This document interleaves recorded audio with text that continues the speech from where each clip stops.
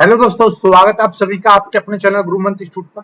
आज का ये video BSc first semester mathematics का है। बीएससी सेम 1 मैथ का रहेगा। और मैथ में हमारा क्या चल रहा था? मैथ में हमारा एक यूनिट चल रहा था, यूनिट नंबर 5, और आज ये यूनिट आपका खत्म हो जाएगा। इसमें आपका कोची मीन वैल्यू थ्योरम ये मैं कराऊंगा, स्टेट एंड प्रूव। इससे पहले मैंने आपको दो थ्योरम मैंने आपको कराई थी, उनके बारे में आपको पता होना चाहिए। देखिए, नॉर्मली मैं आपको यहाँ पे सिखा दे रहा हूँ। दो थ्योरम क्या थी? एक मैंने कराई थी रोले थ्योरम। इस वाली ये जो आपकी थ्योरम है कोची मीन वैल्यू थ्योरम, इस थ्योरम में ये वाली रोले थ्योरम इसका यूज होगा। तो ये आपको पता होनी चाहिए रोले थ्योरम क्या होती है। रोले थ्योरम के बारे में बताऊं कि एफ एक्स आपका कोई मान लीजिए एक फंक्शन है, कोई भी एक फंक्शन है, और एफ एक्स क्या है? एफ एक्स आपका कंटिन्यूअस है। एफ एक्स कंटिन्यूअस है in the close interval A comma B. A comma B के लिए एफ एक्स कंटिन्यूअस है। और F X is differentiable. F X कैसा है? एफ एक्स आपका डिफरेंशिएबल है in the open interval A comma B के लिए। और एफ ए बराबर एफ बी है, तो एक there there exists at least one point such that, कम से कम एक पॉइंट इस तरह से लाई करेगा, या एक पॉइंट इस तरह से लाई करेगा, इस तरह से एग्जिस्ट करेगा कि C F dash C is equal to 0। और ये जो सी है इस open interval A comma B से लिया गया होगा। यानी कि ए कॉमा बी से एक ऐसा एलिमेंट जरूर होगा। ये जो आपने बताया है कि ए और बी एक आपका रेंज है, ए और बी, तो इसके बीच कोई एक ऐसा एलिमेंट जरूर होगा जिसका मैं यानी इस एफ एक्स का एक बार अवकलन करूं, और अवकलन करने के बाद उसमें सी वैल्यू रख दूं, तो उसका मान कितना हो जाएगा? इस पूरे फंक्शन की वैल्यू 0 हो जाएगी। ये रोले थ्योरम कहती है। तो इस थ्योरम का हम यूज होगा, यहाँ पर बात को समझेंगे। इस कोची मीन वैल्यू थ्योरम में इसका यूज होगा। कभी कभी इस तरीके से भी आ जाती है Cauchy Cauchy M V T, मतलब समझ रहे हो? इस तरीके से भी आपका लिखा रहेगा। तो इसका मतलब क्या है? Mean value theorem. ठीक है, क्लियर हो गई बात। अब इसमें थोड़ी थोड़ी थ्योरी आपको लिखनी है। पहले मैं इस कोची थ्योरम का स्टेटमेंट आपको बताता हूं कि इसका स्टेटमेंट क्या कहता है। स्टेटमेंट जान लो। इसका स्टेटमेंट क्या कहता है? इसमें कहता है if two functions, if two function F X and G X are, यानी कि दो फंक्शन है जो कि हैं क्या है? दोनों के दोनों कंटिन्यूअस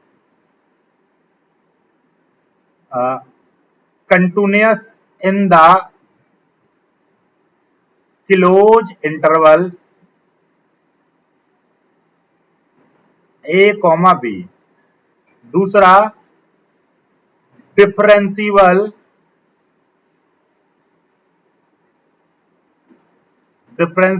इन द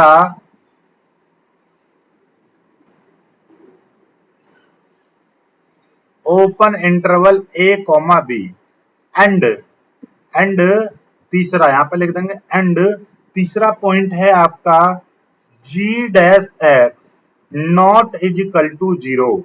ये जो है आपका 0 नहीं है। और all X belongs to A comma B, यानी कि यहाँ पर ये जो एक्स की जगह पर इन दोनों में से कोई भी वैल्यू रख दूं, इसका अवकलन करने के बाद ये आपका 0 नहीं है, तब ये स्टेटमेंट कहता है, ये मीन वैल्यू का स्टेटमेंट कहता है कि भैया एफ बी देन, यहाँ पे लिखेंगे देन, यहाँ पे पूरी बात लिखेंगे, then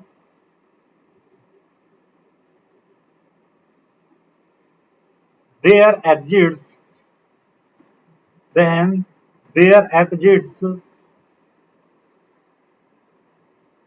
at least one point C belongs to A comma B such that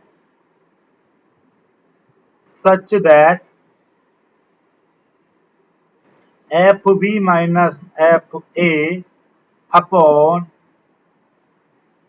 GB minus GA is equal to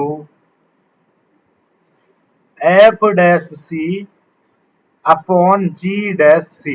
ये थ्योरम कहती है कि यदि, देखिए एक बार फिर से समझ लो, यदि यदि दो function F X and G X are, यानी कि दो फंक्शन है हमारे पास एफ एक्स और जी एक्स, तो एफ एक्स और जी एक्स आपके कंटिन्यूअस है in the close interval A comma B, यानी close interval A comma B के लिए एफ एक्स और जी एक्स कंटिन्यूअस है, और एफ एक्स और जी एक्स डिफरेंशियल है in the open interval A comma B के लिए एफ एक्स और जी एक्स डिफरेंशियल भी है, and G X G G dash X, यानी कि जी एक्स का एक बार अवकलन करेंगे तो उसका मान नॉट इजिकल टू जीरो आएगा for all X belongs to A comma B, यानी x का मान x की जगह पर a comma B open interval a comma B से कोई भी वैल्यू यहां पर रख दे तो g डैश x का मान कैसा होगा, जीरो नहीं होगा।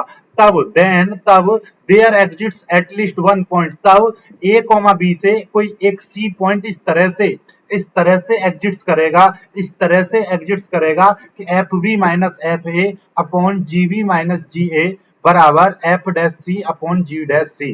कुल मिलाकर बात ये है, यानी कि ये जो आपका जो फंक्शन होगा एफ एक्स, तो उसकी जगह पर एक बार बी रख दो माइनस एक बार ए कर दो, फिर वहां पे क्या कर दो, एक बार जी की जगह पर जी एक्स में बी रख दो, फिर एक बार ए रख दो, दोनों में भाग करेंगे तो ये F dash C upon G dash सी के बराबर होगा। यही आपका, ये आपकी थ्योरम है, यही आपकी क्या है, थ्योरम है। बात समझ में आ गई अच्छे से। चलिए अब इस थ्योरम को हम करेंगे प्रूव, इसी थ्योरम को हम करेंगे अब भाई प्रूव। अब यही थ्योरम अब हमको क्या करनी है, प्रूव करनी है। बात समझ रहे हो, देखिएगा। तो अब यहां पर हम क्या करेंगे, कोई भी एक फंक्शन कंसीडर करेंगे, यहां पे लिखेंगे consider a function phi X such that, माना या लेट ए फंक्शन, मतलब कोई भी ये हमारे पास एफ फाई एक्स कोई फंक्शन है, इस तरीके से हमने कंसीडर किया है कि phi X is equal to F X plus K G x. ऐसे मान सकते हैं या नहीं मान सकते, बिल्कुल मान सकते हैं भाई, आपके पास में सपोज दैट के एफ एक्स बराबर आपका दे रखा है x square plus two x, ठीक है, और आपका जी एक्स बराबर दे रखा है आपका, मान लीजिए यहां पर एक्स की पावर तीन कह लो, एक्स की पावर तीन और ये टू एक्स स्क्वेयर, और जी एक्स बराबर आपका दे रखा है पांच एक्स प्लस चार, इस तरह से दे रखा है। या आप यूं कहिएगा, सीधी सीधी बात है कि आपका, ये देखिएगा, आप यूं कहिएगा जी एक्स बराबर आपका सीधे सीधे एक्स दे रखा है, ठीक है, कोई दिक्कत नहीं। अब यदि मेरे पास में कोई फंक्शन फाइव एक्स इस तरह से दे रखा है कि एक्स की पावर तीन plus two x square plus पांच एक्स ऐसे दे रखा है, तो हम इसकी जगह पर क्या लिख सकते हैं, फाइव एक्स बराबर, अब आपको दिखाई दे रहा है, देखिएगा एक्स स्क्वेयर, एक्स की पावर तीन plus two x square, x की पावर तीन प्लस ये, तो इसकी जगह पर मैं कितना एफ एक्स लिख सकता हूँ, फिर प्लस ये पांच, और एक्स की जगह पर आपका जी एक्स दे रखा है तो पांच जी एक्स लिख सकता हूँ, नहीं लिख सकता, तो इसका रूप क्या बन गया, F X plus K G x बन गया ना, बन गया, के आपका यहाँ पर कांस्टेंट, इस तरीके से। तो कोई भी फंक्शन है आपका नॉर्मल लाइक दिस, इस तरीके का दे रखा है, तो आप उसको क्या मान सकते हो, उसको आप इस तरीके का एफ एक्स प्लस जी एक्स के रूप में उसको लिख सकते हो, कोई दिक्कत नहीं होगी। बात समझ में आ गई ना, उसको हम इस तरह से लिख सकते हैं, किसी भी फंक्शन को हम दो फंक्शन के रूप में लिख सकते हैं, ठीक है। तो लिख देंगे यहाँ पर एक चीज और लिख देंगे, वेयर के is a k is the any constant, ऐसे लिख दो, k is the any constant, k आपका कोई भी कांस्टेंट है। ओके, चलिएगा अब हमारे पास में क्या था, आपको मैंने क्या बताई थी, देखिएगा लाइक दिस, देखिए क्वेश्चन में क्या दे रखा है, आपकी थ्योरम ये कहती है कि एफ एक्स और जी एक्स, एफ एक्स और जी एक्स दोनों के दोनों कैसे हैं, क्लोज इंटरवल के लिए कंटिन्यूअस हैं, एफ एक्स और जी एक्स डिफरेंशियल है ओपन इंटरवल के लिए। ठीक है, तो ये दो कंडीशन यहां पर दे रखी है, तो इसका मतलब क्या हो जाएगा भाई, ये दे रखा है चूंकि, यहां पे लिख दो सिंस, सिंस यानी कि चूंकि F X and G X are continuous and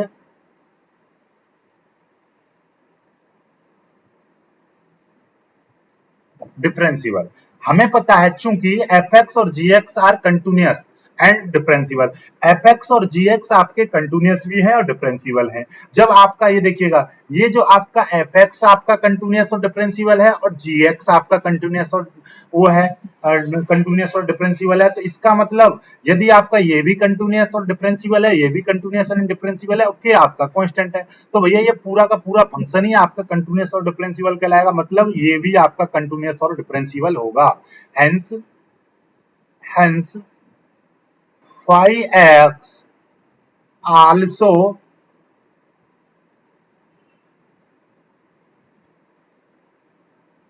continuous and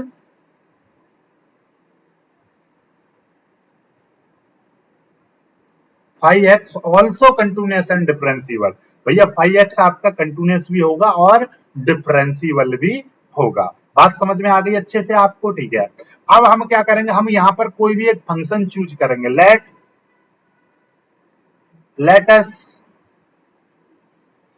choose, let us choose k such that, हम इस k का मान, यो यहाँ पे जो कांस्टेंट लिया है, ये जो कांस्टेंट लिया था ये वाला, ठीक है, तो इस कांस्टेंट k का मान इस तरह से हम चूज कर रहे हैं, किस तरह से चूज कर रहे हैं, इस तरह से चूज कर रहे हैं हम कि phi A is equal to phi B, phi A is equal to phi B, इस तरीके से हम चूज कर रहे हैं। आप देखो जरा ध्यान से, यदि यहां पर ये आपका देखिएगा,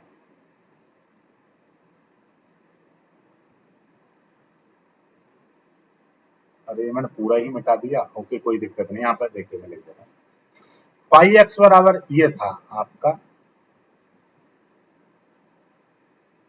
ये, अब ध्यान से ये चीज देखो, यदि मैं इसमें, यानी कि ये जो फंक्शन आपका दे रखा है फाई एक्स, यदि मैं यहां पर फाई ए रख दूंगा तो कितना हो जाएगा एफ ए, क्योंकि जहां जहां पर एक्स है वहां वहां पर आपने ए रख दिया, एफ ए प्लस के जी ए हो जाएगा।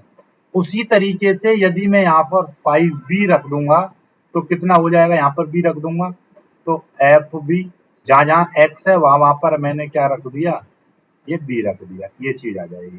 तो अकॉर्डिंग दिस, यहाँ पर ये वाली वैल्यू देखिएगा, 5a और 5b की वैल्यू ये दे रखी है, तो 5a यहाँ पे लिख देंगे using equation one, equation one का यूज करके फाई ए, फाई ए की जगह पर क्या आ जाएगा, फाई ए की वैल्यू, फाई ए की वैल्यू यदि मैं यहां से निकालूंगा तो कितना हो जाएगा, F A plus K ji A is equal to be रखेंगे तो कितना हो जाएगा, एफ बी प्लस के और ये हो जाएगा जी बी, ये हो जाएगा। ठीक है, और ये आपका क्या लिखा हुआ है यहाँ पर समझ जाना, यूजिंग, यूजिंग इक्वेशन वन से ये चीज आई है।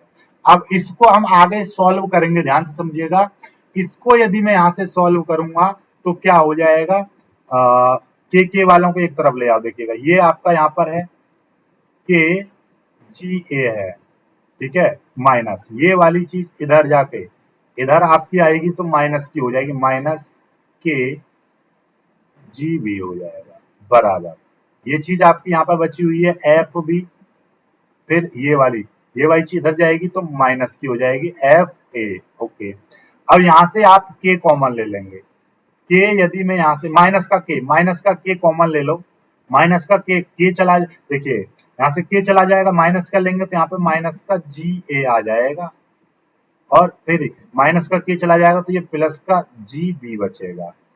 ठीक है, ऐसा क्यों किया है हमने, माइनस का ही क्यों कॉमन लिया है, क्योंकि हमको पता है हमको क्या करना था, F B minus F A और यहाँ पे जी बी माइनस जी ए करना था, तो माइनस के और यहाँ पे कितना हो जाएगा, ये इसको लिख सकते हैं, मैं जी बी को पीछे लिख दे रहा हूँ, जी बी माइनस और ये कितना हो जाएगा, जी ए हो जाएगा, ब्रैकेट बराबर ये कितना है, F B minus F A हो जाएगा। ओके, माइनस का के इज इक्वल टू ये कितना हो जाएगा, F B minus F A upon ये हो जाएगा जी बी माइनस जी ए, इस तरह से हो जाएगा। इसका हम ब्रैकेट मान ले रहे हैं और इसको हम समीकरण 2, समीकरण 1 आपको पता है, ये वाली समीकरण 1 है, स्क्रीनशॉट ले लीजिएगा, और ये समीकरण 2 आ गई। ओके, ठीक है, यहाँ तक तो कोई समस्या नहीं है, आपको यहाँ तक कोई समस्या हो तो आप बता सकते हैं। ठीक है, अब यहाँ से आगे देखिएगा, मैं यहीं पे लिख दे रहा हूँ, यहाँ से आगे, since phi x सेटिस्फाइड, देखिएगा आपने यहां से क्या दिखाई दे रहा है कि भाई फाई एक्स कैसा है, देखिएगा फाई एक्स आपका कंटिन्यूअस है, फाई एक्स आपका डिफरेंशियल है, और फाई ए बराबर फाई बी है। तो यही कंडीशन तो मैंने बताई थी यहाँ पर, देखिएगा रोले थ्योरम के लिए क्या बताई थी, यदि आपका एफ एक्स आपका कंटिन्यूअस है, एफ एक्स आपका डिफरेंशियल है और एफ ए बराबर एफ बी है, तो यहाँ पर कोई एक ऐसा पॉइंट लाई करेगा कि F dash C is equal to 0, ऐसा ही फंक्शन तो लाई करेगा। तो अकॉर्डिंग दिस यहाँ पर देखिएगा, यहाँ पर ये जो है आपका ये फाई एक्स आपका, फाई एक्स कंटिन्यूअस और डिफरेंशियल है और फाई ए बराबर ये, तो यहाँ पे लिख देंगे चूंकि चूंकि चूंकि आपको दिखाई दे रहा है, चूंकि फाई एक्स आपका कंटिन्यूअस है, फाई एक्स आपका डिफरेंशियल है और फाई ए बराबर फाई बी, ये तीनों कंडीशन है, यानी कि यहाँ पर ये हो जाएगा, यहाँ पर पूरी बात लिख दो, सिंस चूंकि phi X is continuous and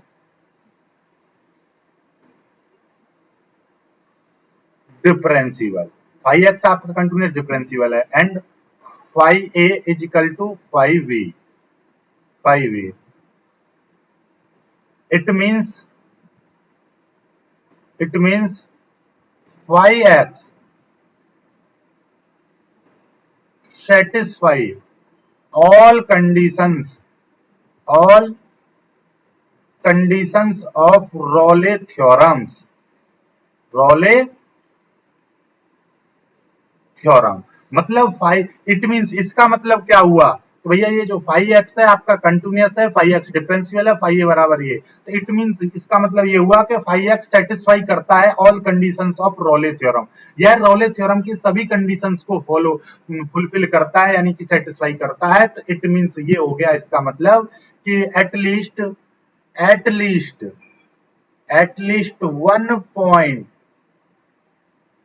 at least one point C belongs to A comma B such that, तब एटलीस्ट 1 पॉइंट, एक पॉइंट ऐसा जरूर होगा जो phi dash C is equal to 0 इस तरह से लाई करेगा, इसको आप समीकरण 3 मान लो, है कि नहीं भाई, यही तो रॉले थ्योरम कहती थी। ठीक है, अब आगे यहां से आगे करेंगे, अब हमारे पास में फ्रॉम इक्वेशन 1, इक्वेशन 1 क्या थी, यहाँ पे देखिएगा,